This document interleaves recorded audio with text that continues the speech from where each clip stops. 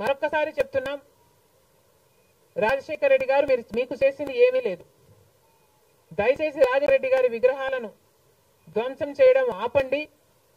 మీరు చేశారని వాళ్ళు చేశారని మీరు, ఇలా ఒకరి మీద ఒకరు చేసుకుంటూ పోతే దీనికి అంతే ఉండదు. మళ్ళీ చెప్తున్నాం, మీకు ఇంకొకరికి తేడా ఉండాలి అంటే కొంచెం పేషెన్స్ పాటించాల్సిన అవసరం ఉంది.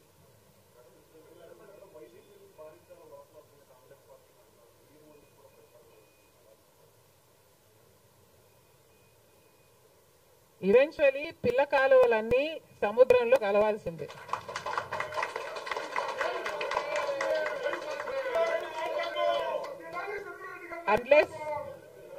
అన్లెస్ అవి ఎండిపోతే తప్ప.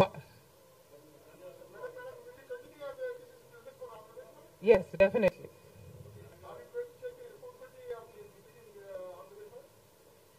There is no taking the responsibility of anything in Andhra Pradesh, because in Andhra Pradesh, Congress is the only party that has stood by the people and has fought for the special status. On the one hand, Mr. Chandrababu Naidu, who was Chief Minister for 5 years, neglected special status, and then Mr. Jagan Mohan Reddy became the Chief Minister and continued neglecting the special status. Congress party was the only party fighting for special status and for all the rights of the AP Reorganization Act. The people of Andhra know this, but they also know that their vote should not go to waste. And because they were very decisive, that they wanted change, they voted this time with a vengeance for change.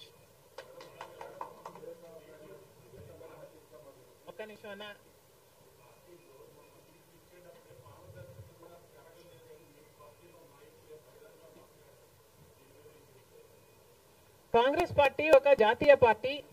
Congress పార్టీలో ఏ నిర్ణయం తీసుకున్నా కాంగ్రెస్ పార్టీలో ఒక individual తీసుకునే పరిస్థితి ఉండదు.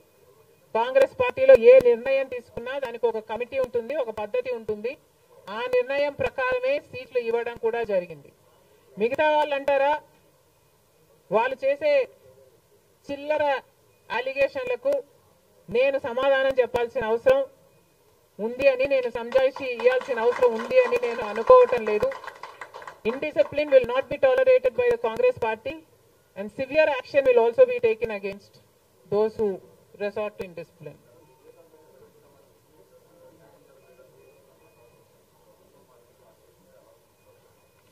న్యాయం జరుగుతుందన్న హోప్ మాలో చాలా పెరిగింది.